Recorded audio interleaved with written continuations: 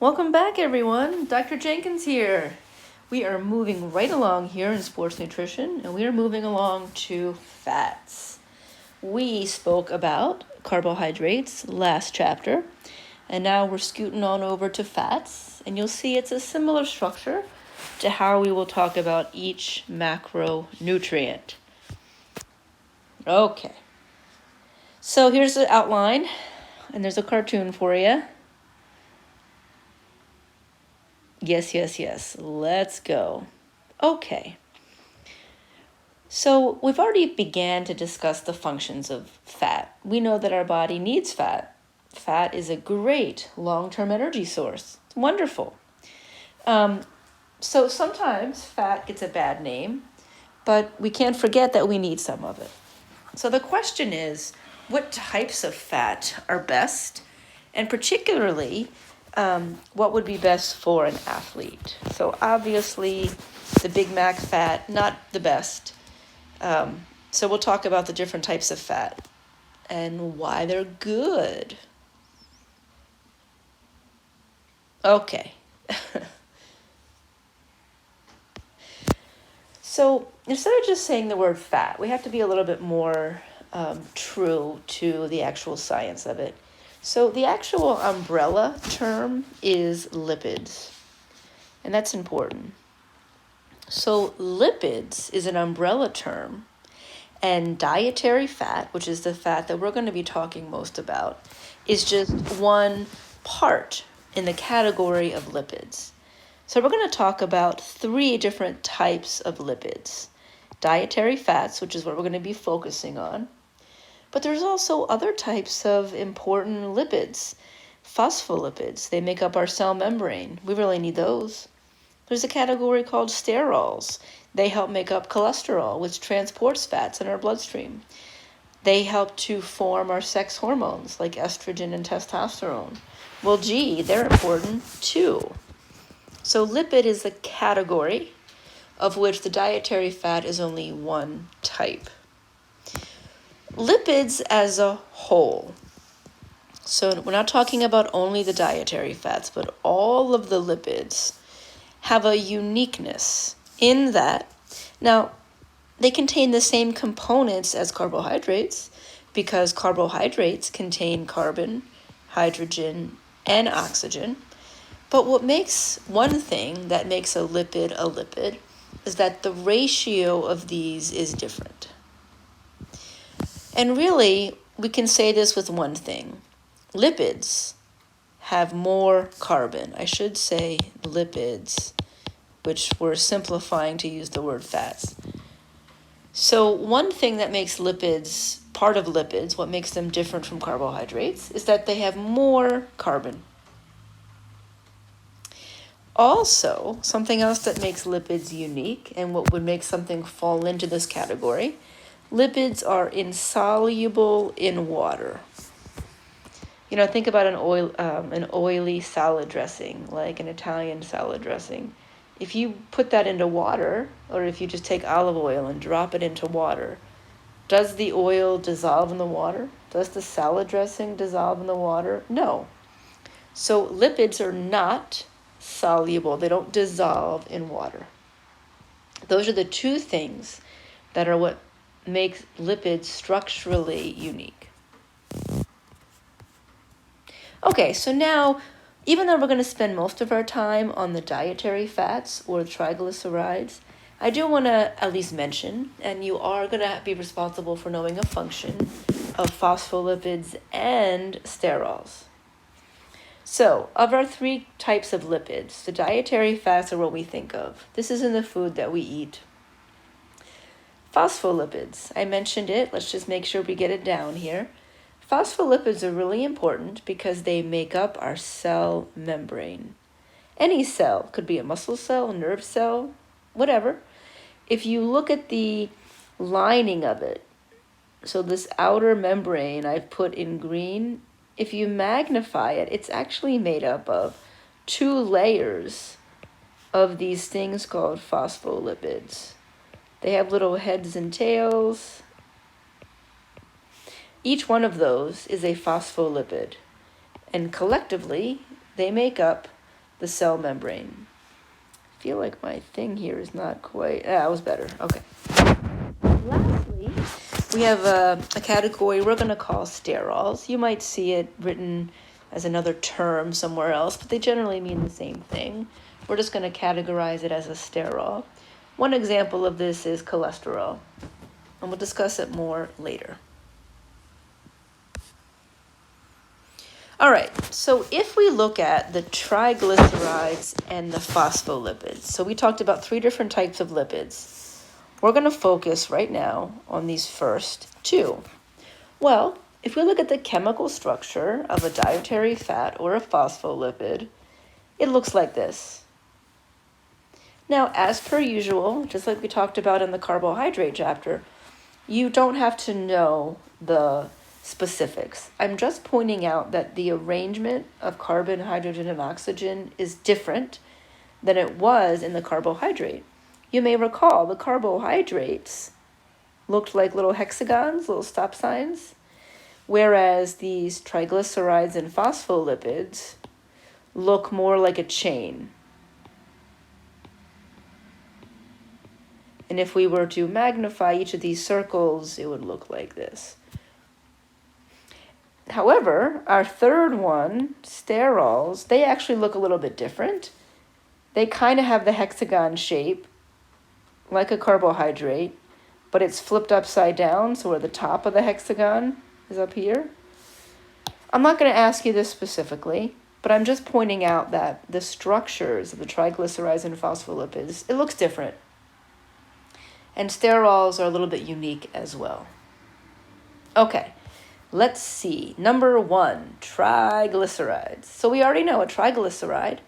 This is the dietary fat. This is what we think of, the Big Mac fat, the avocado fat. It looks like this, kind of a long rectangular chain. And the basic building block is called a fatty acid. So this long rectangular chain is a fatty acid. Just like we're going to find out next chapter, the building blocks of proteins are amino acids, right? Every protein in the body is made up of amino acids. Well, the building block of triglycerides are fatty acids. So all of our triglycerides are made up of a collection of triglycerides. Triglycerides are made up of smaller units called fatty acids. I think I just switched that, I'm sorry. There is at one end an acid group, and at the other end this chain. You don't need to know those. Just know that the basic building block, the basic unit of a triglyceride is a fatty acid.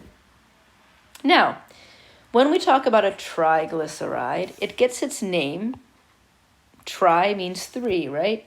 So the actual triglyceride looks like this. It has 3 fatty acids. Here's one fatty acid chain. Here's a second. Here's a third. Right? We just talked about here's one fatty acid chain. Well, a triglyceride in total has 3 fatty acid chains and then something called a glycerol. Maybe it looks like a kite on its side or like an octopus swimming away or something. But the keys are we have 3 fatty acids and then something called a glycerol. Collectively makes up a triglyceride. What makes each fatty acid different? So the glycerol is kind of going to be the glycerol, but these chains can be a little bit different. What makes each fatty acid chain different is the length of the chain and the types of bonds. Even though only one of these things is in red, I'd like you to know both. What makes linoleic acid, fatty acid, different from stearic fatty acid?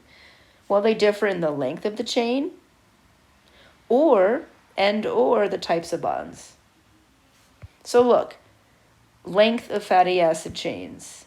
Some are short, some are long. We're going to talk more about this later. Obviously, this one is shorter than this one. The glycerol Sorry, isn't even including the glycerol. My bad. And then there's also such a thing as a single or double bond. If you look at these, they look like equal signs. We're always going to have this equal sign here, but I'm talking about in this longer chain. If it has double bonds, that makes it kind of one type of fatty acid, versus if it has only single bonds. So these fatty acids are different. They differ in the length of the fatty acid chain and the types of bonds holding together the carbon and hydrogen.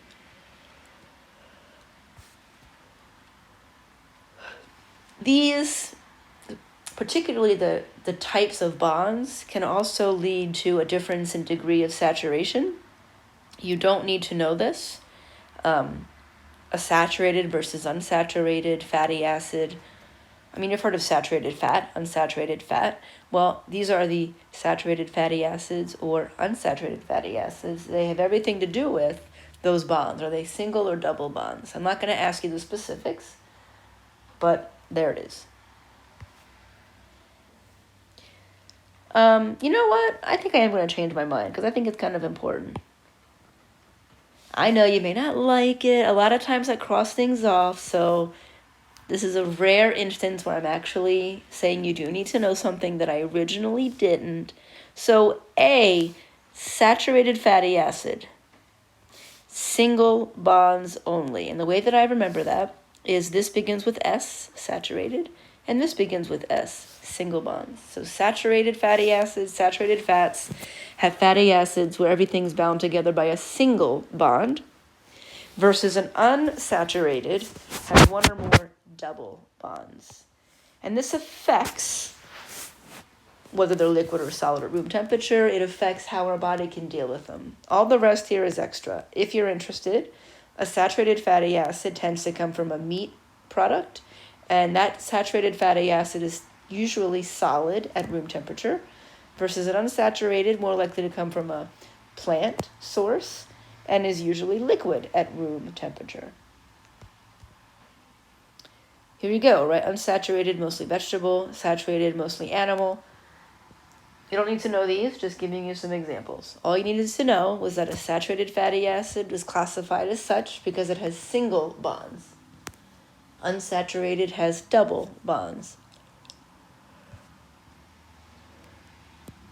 Typically, the saturated fatty acids tend to be a little bit poorer overall for your health, versus the unsaturated, which tend to be a little bit better. But of course, we tend to have a little bit of both. Ideally, it's better to maximize or have more of the unsaturated and minimize the saturated. All right, I do want to talk about some specific fatty acids, only in the name of long, medium, or short. The most common type of fatty acid is the long chain. And by the way, we're going to talk about this because this affects how our body can metabolize fat for energy. So I'm not just bringing this up because I want to bore you and make you memorize boring stuff. The lengths of these fatty acid chains matters because it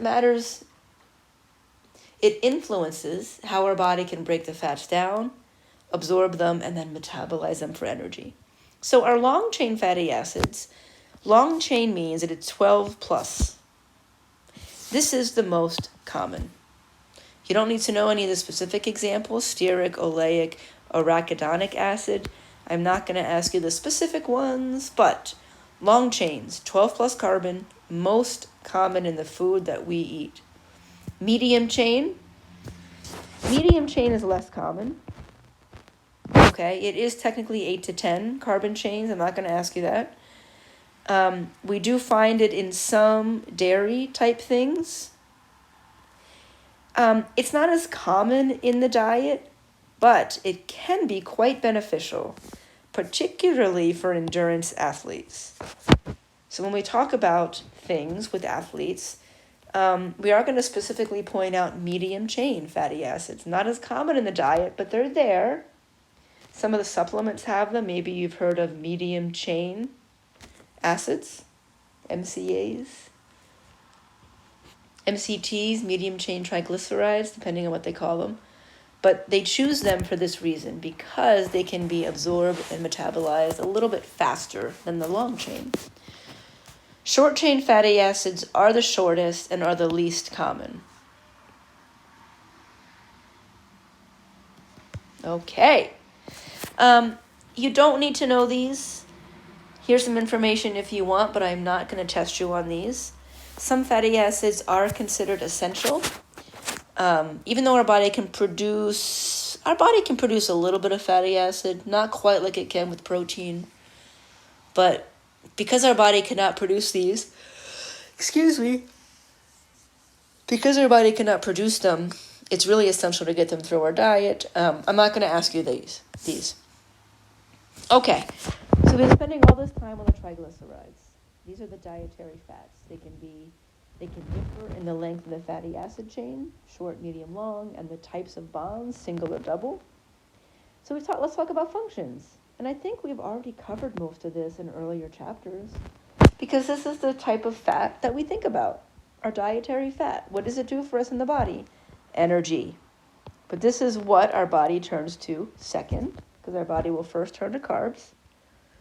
Remember, ultimately we tend to burn a carb-fat mixture, but particularly our endurance athletes, the longer you exercise, which also means that it's at a little bit lower intensity, you're going to be burning more fat. But this fat we store as adipose. Here's what adipose tissue looks like under a microscope. It looks like little fat marshmallows. But this can insulate under our skin, really important, and protection. Obviously, too much fat is a bad thing, but some fat is a good thing. We absolutely need it. All right. The second type of lipid that we talked about is a phospholipid. Instead of having 3 fatty acids and then a glycerol, a phospholipid only has 2. 1 fatty acid, 2 fatty acids. There is a glycerol. It's a little bit altered with this phosphate group, but all I really want to point out is the phospholipid structure is similar to triglycerides. One difference I'd like you to know is whereas the triglyceride had 1, 2, 3 fatty acid chains, a phospholipid only has 2. And the function of these phospholipids, they make up our cell membrane. That's really important. The cell membrane is the outside of the cell, the boundary, and it's really important because it makes sure that we keep the good things inside of the cell and we can keep the bad things outside of the cell. Just like your skin. Isn't your skin an important barrier to your body, your insides? Well, we need a specialized cell membrane that is made up of these specialized types of lipids called phospholipids. Another function of these phospholipids, when they're not busy making up a cell membrane, these phospholipids can act as an emulsifier. I said earlier that one thing that is true of all lipids is that they do not dissolve in water.